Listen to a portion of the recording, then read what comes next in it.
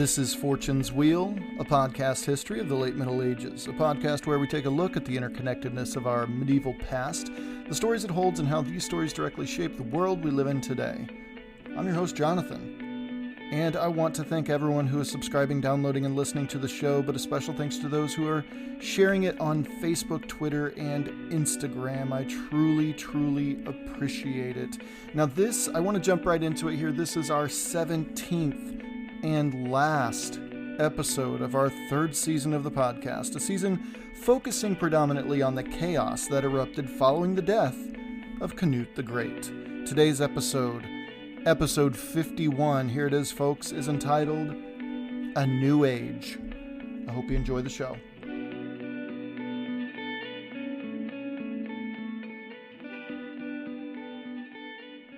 Timing. It's everything. Historians are pressed to determine that September 8th was a likely date that William set off for England, as that was when reports of the Channel's frustrating northerly winds began to subside. However, due to events taking place in a matter of less than a week from then, which we will get to in just a moment, that still doesn't quite seem right. By September 8th, though, it's probably safe to assume that the last few ships being built up the Norman coasts were pulling into port near the mouth of the River Dives, Duke William's main base of operations for the invasion. It was recorded on September 13th and 14th that a nasty storm suddenly blew through the Channel. Well, much to William's dismay, his fleet was scattered and were forced to reassemble and reorganize, accounting for the losses of both man and material suffered at sea, eventually creating a new temporary base of operations up coast at St. Valery. So it's most likely that September 13th was the date William ordered the crossing. By September 15th, William was rethinking his crossing, and as was normal in those days, he felt that he was being punished for something. It seemed that all of his efforts to create such an invasionary force, including submitting his daughter to the cloth and seeking a papal banner for the undertaking, simply wasn't enough in the eyes of God. So William went to church at St. Valery. For most of a day, William prayed and left offerings to the saint in residence, promising that should he succeed, he would create a holy site on English soil to honor and respect that saint. Still, he didn't receive any positive signals at this because, as the poem Carmen de Hastinge Proelio about the Battle of Hastings, written by a contemporary of William's named Bishop Guy of Amiens, says, quote, "It was cold and wet, and the sky was hidden by clouds and rain," end quote. This was for several days after. Within days, William upped the ante and ordered every man in his service to pray and make offerings to St. Valery, even digging up the body of the saint and bringing it out into the light of day for all his men to see and worship. And the skies and winds eventually shifted and cleared. Well, it wasn't suddenly. In fact, it took well over a week for the weather to lift, but that's neither here nor there. William's forces cheered up and were of single focus: ready the fleet for war. The poem, the Carmen, states, quote, "Immediately all were of one mind and purpose to entrust themselves to the sea, calm at last," end quote. Now, to us today, it was simply a weather pattern, but to the people of the 11th century Europe, it was divine action, and the men, apparently, were jubilant. "Oh, what a great noise suddenly erupts from that place as the sailors seek their oars, the knights their arms," the Carmen describes it. William boarded his ship, a gift commissioned and prepared by his wife, Duchess Matilda of Flanders. It was called Mora. And as Mark Morris describes it, he says, quote, "At the prow of the vessel stood the figure of a small, gilded boy, holding a horn to his lips with one hand and pointing toward England with the other," end quote. As the sun dipped below the horizon, that is around 9 p.m. on Wednesday, September 27th, the tide was high at St. Valery, and traveling upwards of 4 knots, they would reach Pevensey, England, by 9 a.m. Thursday, September 28th. When the sun rose, there wasn't a boat to be seen on the Channel waters. It seemed in William's eagerness he had ordered the oarsmen to push as hard as they could to reach the other side so that the Mora moved far ahead of the rest of his fleet. However, according to William of Poitiers, the Duke wasn't worried. He ate a big breakfast, washed it down with some wine, and then, around 8 a.m., other ships began popping up on the horizon. Arriving in Pevensey Bay, they repurposed the fort there in the Norman style by digging ditches and building walls and ramparts. It was very unlike anything the lands of England had ever seen rise above it. This was the hastily thrown together fortifications perfected by continental Normans and would become a staple to medieval England, let alone on the mainland. This was the earliest versions of the castle, the foremost defensive structure for the next few hundred years. There on the shores of England, William watched his army of thousands offloading supplies, armor, weapons, food, and even horses. Hundreds and hundreds and hundreds of horses. Thinking of his next step, William reviewed what he knew so far. It was just a few days before he left the mainland that he heard word of King Harold Godwinson's own brother, Tostig, arriving far to the north in Yorkshire with the legend Harold Hardrada, King of Norway. No doubt there would be resistance by northern armies, but William had no idea what had happened in the previous week, as news just didn't travel that quickly then. And Mark Morris unfolds this realization the best, so I'll just quote him when he says, quote, "It is also likely that, in the days that followed, the Normans learned about the arrival in Yorkshire of Tostig and Harold Hardrada. They cannot, however, have heard about the Battle of Stamford Bridge on the 25th of September, before their departure from St. Valery just 2 or 3 days earlier. It is a fact that has been noted by historians many times in the past, but it is no less arresting for all that. William arrived in England not knowing which Harold he was going to have to fight." End quote. And I say, yet William still went.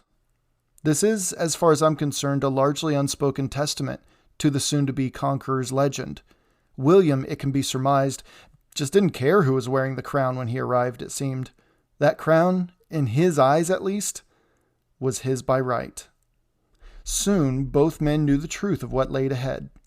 Harold was notified of William's landing no earlier than Monday, October 1st, and in the previous days from his landing to Harold receiving the news, William had not only fortified the existing English defenses, but had also built various Motte and Bailey defensive structures, behind which to hide themselves should a surprise militia engage them. In addition to that, he had ordered his army not to touch a single crop in a field or hair on a Norman's head while they resided in Normandy. But they weren't in Normandy anymore, and William's intelligence had enlightened him of the various landholdings King Harold Godwinson had there in Sussex, specifically those held in and around the village of Hastings, just a dozen miles east of Pevensey.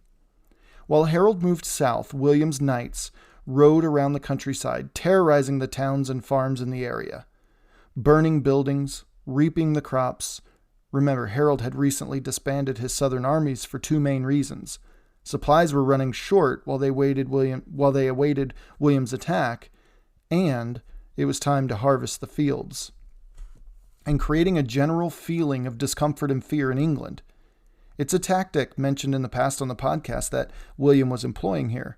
If you can destroy enough of a man's sources of support, then those supporters begin to question their lord's ability to do so in the future, resulting in those supporters to shift allegiances. It's an age-old tactic for a reason. It works. However, it wasn't exactly useful in England in 1066. In fact, the people of England were so exhausted with foreigners trying to take what was theirs that they were not having any of it. Very minor pockets of localized uprisings were quickly and easily put down by Norman forces, but let them stand as England's brave core of independence that would only grow as the centuries went on. Harold rushed to London, making it in near record time. This time, historians believe it was right at 4 days. This was around Saturday, October 6th, when he charged into his stronghold near Westminster Abbey, where he called his family and other noblemen to his side. There was no time to waste. He knew William. He ordered many noblemen from all parts of the kingdom to hastily rustle up as many levies as they could and meet him at a place soon to be called Senlac Hill, just a couple miles outside of the village of Hastings. Within a day or two, Harold's English forces were beginning to balloon into hundreds, and he began making plans to march south as soon as possible.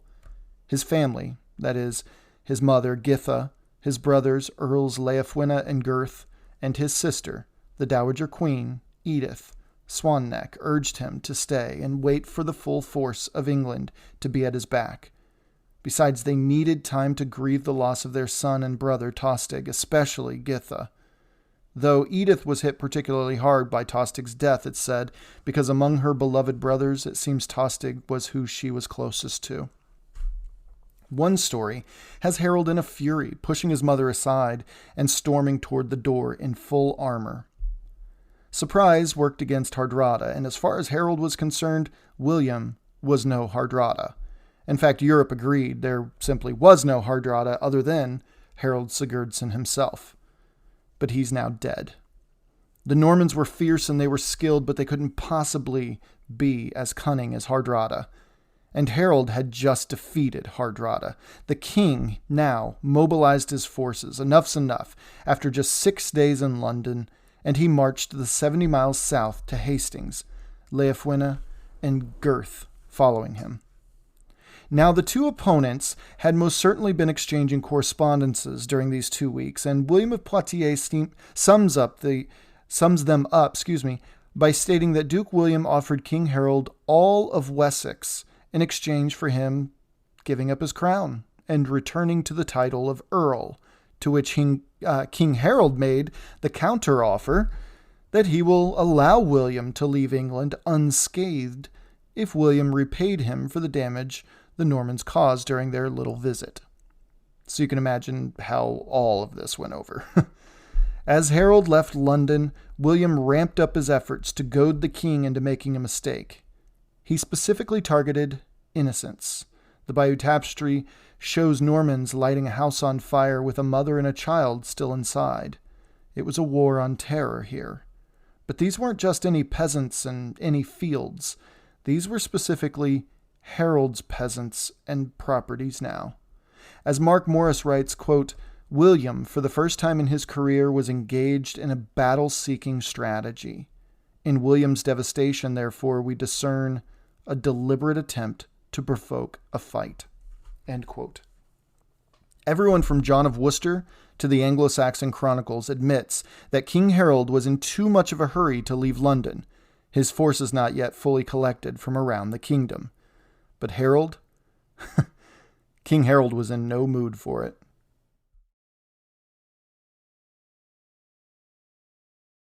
In a way, it ends where it begins. Very insightful. Thank you for sharing this Red Baron with us, Linda. It's so tasty, it makes me want to share something of my own. I didn't actually read the book.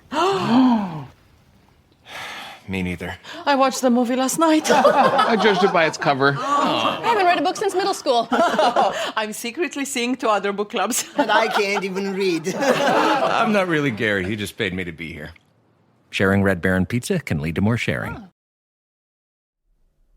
So Harold had upwards of 7,000 soldiers, almost 2,000 huscarls, and another 5,000 or so Fyrd militia, while his spies were telling him that William had landed about the same number, only he had roughly 5,000 heavy infantry, 1,500 cavalry knights, and another 1,000 archers.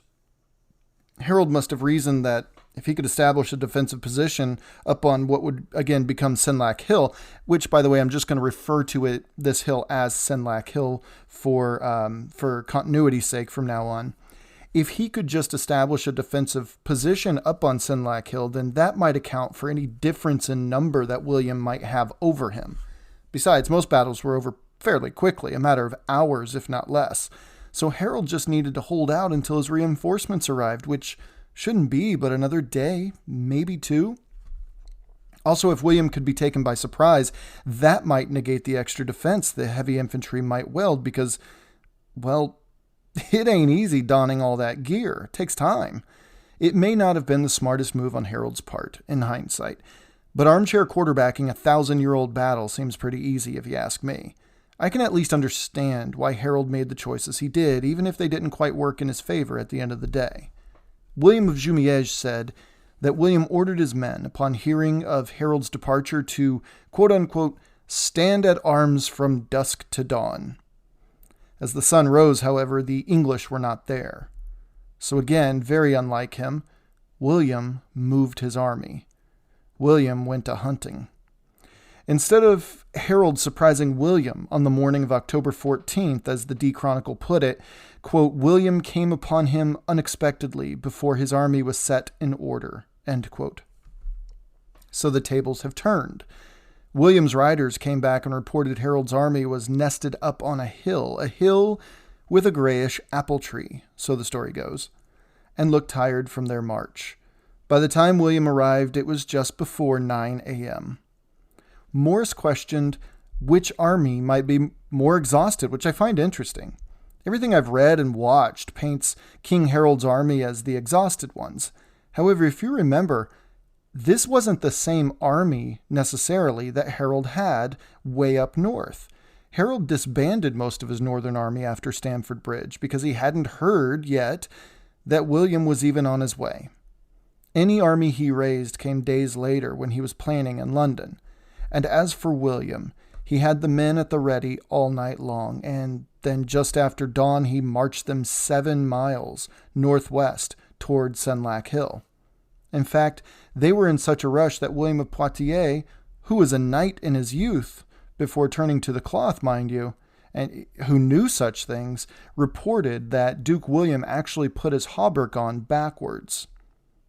Duke William, he could only laugh it off, but everyone else was like, oh my gosh, this is not a good sign. But off they went, and as they settled into formation at the bottom of Senlac Hill, the English, by this time in tight shield wall formation, William set his archers to the front and ordered volley after volley to test Harold's defenses. Well, this proved fruitless, of course, as firing uphill is a largely fruitless venture, when shield walls were used especially. A stray arrow certainly slipped through the narrow holes and cracks between shields, but it hardly did any substantive damage at all. But while the archers were keeping the English busy for a moment, William mounted his horse and rode in front of his army. Morris writes, quote, William reminded the Normans of their past victories and his own unbroken record, and exhorted them to prove their valor. He also stressed, with good reason, the do-or-die nature of the imminent conflict, reminding his men that retreat was not an option. Lastly, he played down the martial reputation of the English, saying that they had been defeated many times in the past. Quote, never were they famed for their glory of their feats of arms, end quote. Up the hill, King Harold arranged his trained huscarls to man the center, to which he formed into as well. Flanking these huscarls were the untrained, or largely not as trained, Feuards, mainly from Sussex and Wessex, who were the first to answer his call back in London. These were largely peasants, though they were led by skilled and experienced thanes who held the front lines. As for William, he drew back his archers and drew up his lines so that each group, left flank, center, and right flank, had archers, heavy infantry, spearmen, and cavalry. On the left flank, he had Norman knights and Brittonic infantry. In the center, where not only he was, but also his most trusted companions, who were Roger of Montgomery, Roger de Beaumont, Count William of Evreux, Count Geoffrey of Mortain and Lord of Nogent, William Fitzosborne, Viscount Amaury Thouars, Lord Walter Giffard of Longueville, Hugh de Montfort, Hugh de Grandemille, William de Warenne, William Mallet, Bishop Odo of Bayeux, who was also William's half-brother, Tustin Fitzrolf, who also went by the name Tustin the White, or Tustin le Blanc, and Engenulf de Lagel. I apologize for the mispronunciations there.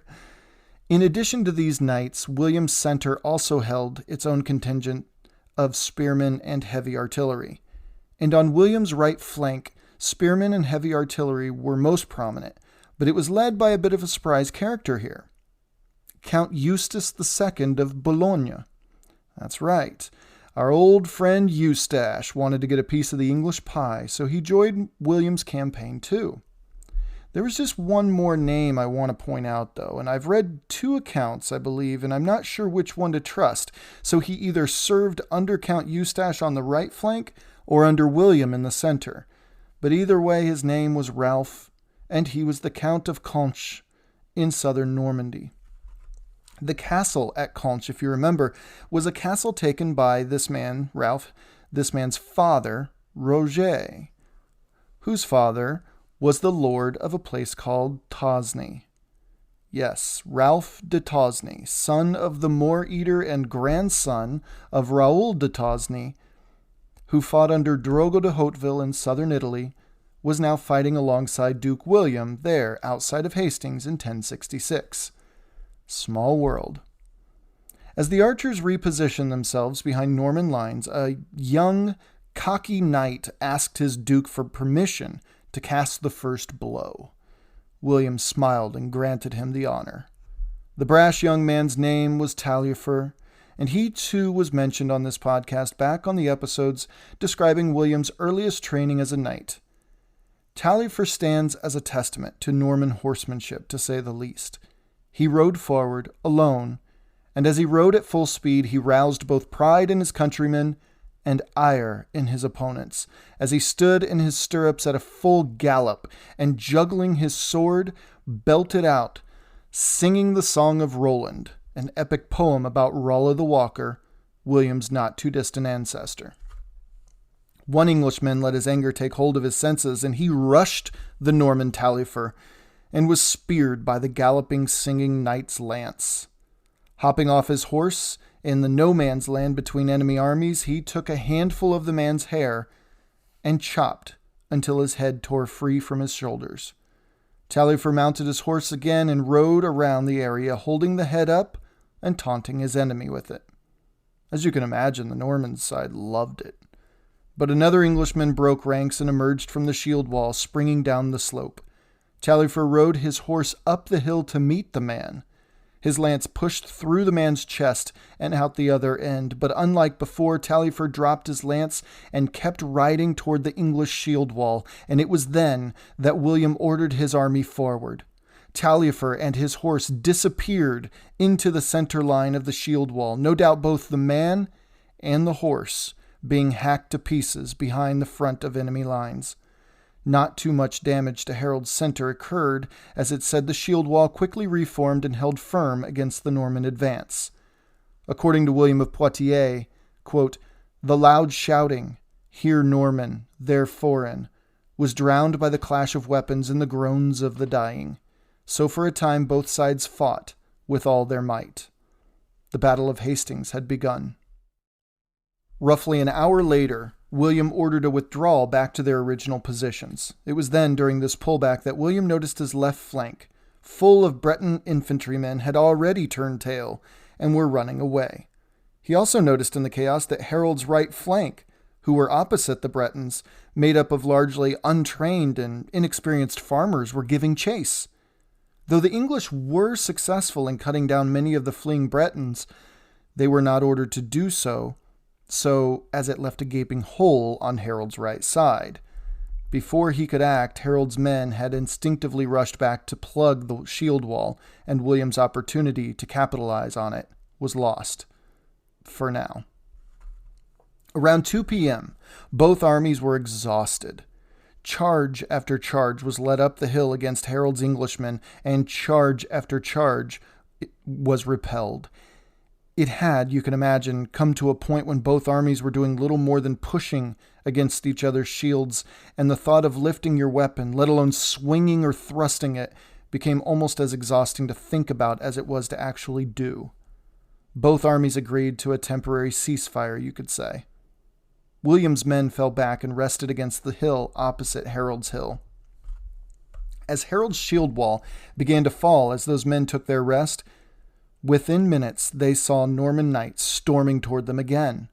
They immediately reformed, and over the next couple of hours they took round after round of Norman cavalry attacks, so that it was difficult to gain a full rest, as the Norman army was able to do across the way. Honestly, a pretty savvy move on William's part. Battle recommenced around 4 p.m. Again, one Norman wave after another pounded the English shield wall, and Harold's line continued to hold. William, no doubt, became very nervous, because if he was unable to defeat Harold soon, night would fall, and by the time the next day came, his forces could be either one of two things: gone to another location or reinforced. It was now or never, and William knew this very well. Remembering how the undisciplined right flank of Harold's broke earlier, William decided to revamp his game plan. He ordered his army to rush and attack, then feign retreat, over and over again. Each time Harold's line held. However, eventually the lack of English discipline on its right, again, proved itself, and they chased down the Breton left flank of William's again.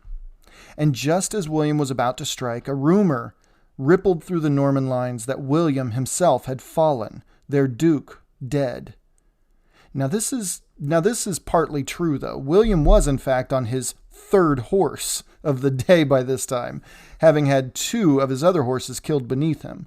But instead of riding over to thin out the English right flank, which had broken off down the hill again, he ripped off his helmet and rode around and through the lines, his own lines, screaming that their duke was still alive, still fighting with them.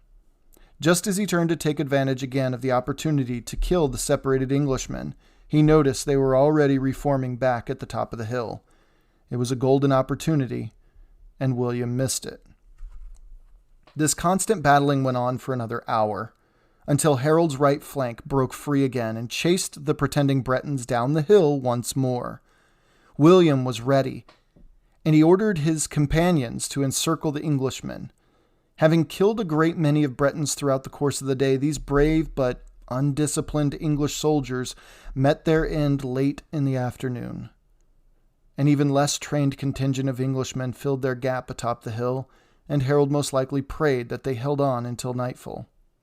He and his forces just had to hold out a couple more hours, and he was sure that his reinforcements would arrive and William would be soundly defeated. And October 14th, 1066, would go down as the greatest day in England's already long history, probably even eclipsing the only English king to be labeled the Great, that of Alfred the Great, of course. Harold the Great. Very possible. But around 5 p.m., William's forces were slowing again, as they had earlier that afternoon with the sun high in the sky. The sun far lower now and somewhat shining in the Englishman's eyes, William feigned another retreat, and Harold ordered his 2 brothers, to lead 2 contingents down to chase William's center line and Count Eustace's right flanks down the hill. Within minutes, however, the Normans abruptly turned at the bottom and met the Englishmen head-on, resulting in an English retreat back up the hill, having taken quite a heavy toll in that charge. Heavy toll. That might be the understatement of the day. Earls Leofwine and Gurth were both killed, and Harold had few trusted men at this point to count on. It was a catastrophic mistake on Harold's part, but he saw what he thought was an opening, and like any great person, he took it. No risk, no reward, right? Well, sometimes. At this, William pushed everyone forward. It was all or nothing at this point. Harold had just lost 3 brothers in a matter of weeks, 2 just minutes before, and William was determined to see this battle close before sunset. Quite literally, if it was the last thing he did. During the difficult climb back up the hill, he had ordered the archers behind him to stand back and aim every arrow right over Norman heads in the hopes that stray arrows might do some damage and maybe thin out the back lines of the shield walls. It did. The archers were pretty successful this time. In fact, one archer, a man whose name is lost to all time, changed the course of history with one particular pull and release of his bow. His arrow lifted higher and higher above the fracas, far above the clangs of metal on metal, the deep thuds of splintering wooden teardrop shields, the screams and the moans of agony, the sputtering of air and blood popping from the lips of the painfully wounded. This arrow rose to its climax, high above the battle. I can't imagine what the arrow could have seen. And as its heavy arrowhead turned downward, its forward momentum still carrying it over the heads of those he fired to protect, and then over the heads of those he was fired to destroy, it found itself embedded deep within a man's skull. A man of 6 feet in height, long blonde hair, a blonde mustache, and a proud bloodline. A man who also wore the crown of England. King Harold Godwinson's body instantly dropped to the ground, lifeless, an arrow protruding from its head. This immediately deflated the English morale, and within minutes the Normans routed the English, though there were several men at all ranks of peasantry and nobility who refused to leave the battlefield without their king, and they chose to die, their bodies stacking up beside Harold's body. Norman knights hacked those bodies into pieces for good measure, while others escaped frantically back into the impenetrable woods behind Senlac Hill. William had defeated Harold Godwinson. But William was not yet King of England, regardless of how he might have seen it. The battlefield was cleaned and looted, though bodies were left for weeks. However, that evening, Harold's body was found and brought to William's camp. Within a couple days, Githa, Harold, Leofwina, Gurth's mother, asked for her son's body to bury properly, but William refused her request, fearing that Harold Godwinson would become a martyr and a symbol of future English resistance. Instead, William ordered Harold's body to be buried near the shore at a place called Waltham in Sussex, though the Waltham Chronicle states that in the year 1120, Harold's body was removed and reburied in a Norman church nearby. But William's fears of martyrdom weren't unfounded. In fact, it's interesting to note, as we will see in a different future season on this podcast, that Anglo-Saxon England may have exchanged its ruling class with that of a Norman one, but the English were not keen on forgetting their past. Within decades, a cult surrounding Harold Godwinson emerged, as well as King Edward being named a saint with the name Edward the Confessor.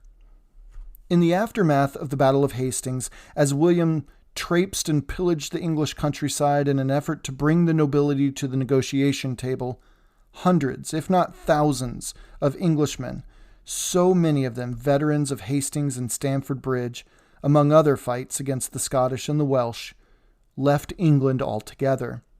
It was almost a mass exodus. We will see them again, these men, much farther to the southeast, soon enough when they come across a great opportunity to seek a little revenge against their Norman aggressors. But the English did not, as they say, go quietly into that good night.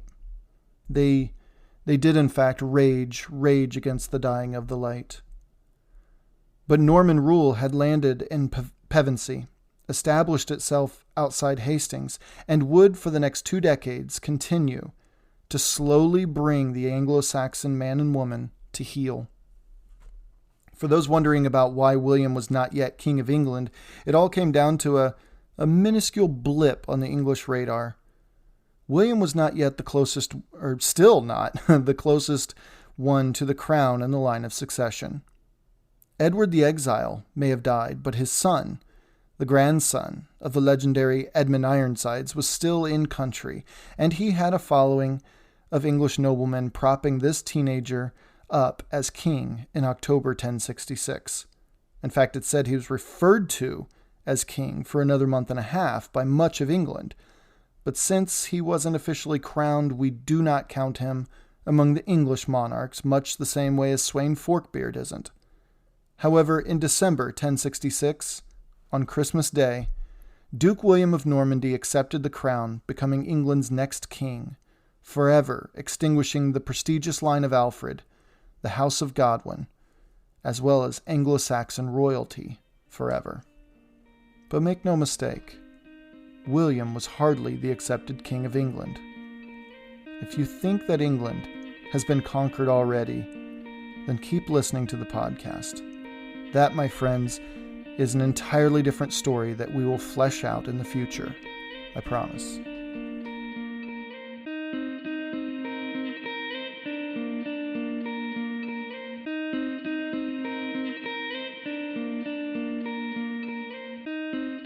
I hope you enjoyed today's episode on the very beginnings of the Norman conquest of England, as well as Season 3 as a whole. There was a ton we covered, but I found it fascinating. I hope you found it fascinating as well, entertaining, informative, all of the things. Please keep sharing the show on your favorite podcasting service, and please don't forget to contact the show at fortuneswheelpodcast@gmail.com with topic suggestions, questions, concerns, and yes, even corrections.